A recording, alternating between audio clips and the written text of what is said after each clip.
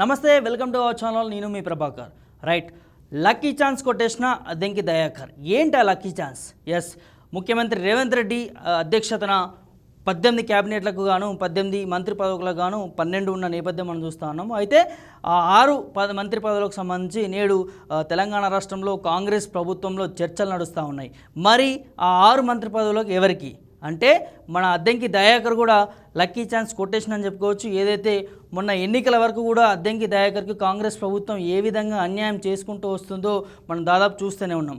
ఏదైతే తుంగతుర్తికి సంబంధించిన అసెంబ్లీ కాన్స్టిట్యున్సీకి సంబంధించిన ఎమ్మెల్యే టికెట్ ఇవ్వకపోవడము, దాంతోపాటు బై ఎలక్షన్స్ వచ్చిన నేపథ్యంలో కంటోన్మెంట్లో దయాకర్కు టికెట్ ఇవ్వకపోవడము, దాంతోపాటు మొన్న ఎమ్మెల్సీకి సంబంధించిన అద్దెంకి దయాకర్కు టికెట్ ఇవ్వకపోవడం. సో ఇవన్నీ అంశాలు తెలంగాణలో కాంగ్రెస్ పార్టీలో చర్చ నడిచినాయి. సో మరి అద్దెంకి దయాకర్ను కాంగ్రెస్ ప్రభుత్వం పట్టించుకోవట్లేదు, ఆయనే కాంగ్రెస్ పార్టీ నుంచి బయటకు వెళ్ళిపోతూ ఉన్నారని చెప్పి కొన్ని కథనాలు కూడా మనం విన్నాం. అయితే ఇప్పుడు ఏదైతే మంత్రివర్గ విస్తరణలో ఇప్పుడు ఖచ్చితంగా ముఖ్యమంత్రి రేవంత్ రెడ్డి మరి అద్దెంకి దయాకర్కి మంత్రి పదవి ఇవ్వనున్నాడు అనేది ఒక కీలక అంశంగా మారుతూ ఉంది. మరి అద్దెంకి దయాకర్కి మంత్రి పదవి ఇస్తే మరి కాంగ్రెస్లో సీనియర్ నాయకులు ఊకుంటారా?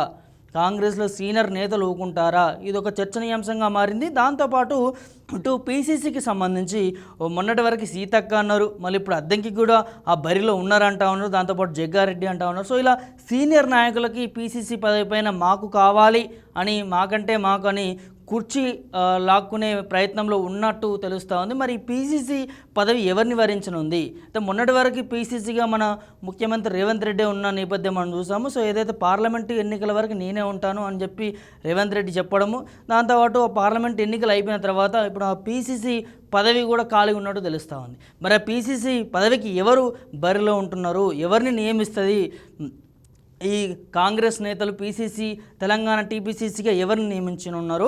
అదేవిధంగా మంత్రివర్గంలో దాదాపు చాలామంది సీనియర్ నాయకులు ఉన్నారు. మరి ఉన్నదే 6 మంత్రి పదవులు. మరి ఈ 6 మంత్రి పదవులు ఎవరిని వరించనున్నవి?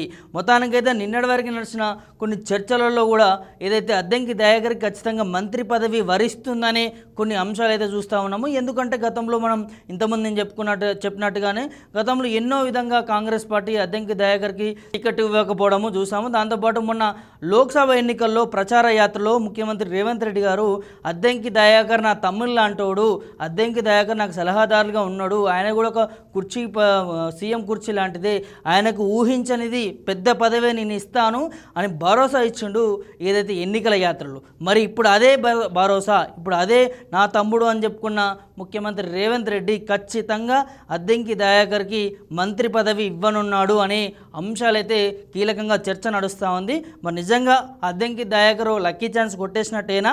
అయితే మరి మంత్రి పదవిలో అద్దెంకి దయాకర్ కూడా ఒక మంత్రి పదవి వరించనుందా, లేకపోతే టీపీసీసీ కూడా అద్దెంకి దయాకర్ చేసే దిశగా నడుస్తుందా ఏంటనేది మనకి 2-3 రోజుల్లో తెలియనుంది. మొత్తానికైతే అద్దెంకి దయాకర్కి కాంగ్రెస్ ప్రభుత్వం, కాంగ్రెస్ నాయకులు ఒక కీలక ఛాన్స్ ఇచ్చినట్టు తెలుస్తూ ఉంది. మరి అది మన ముఖ్యమంత్రి రేవంత్ రెడ్డి ఇచ్చినట్టు తెలుస్తూ ఉంది, ఇయ్యనున్నట్టు తెలుస్తూ ఉంది.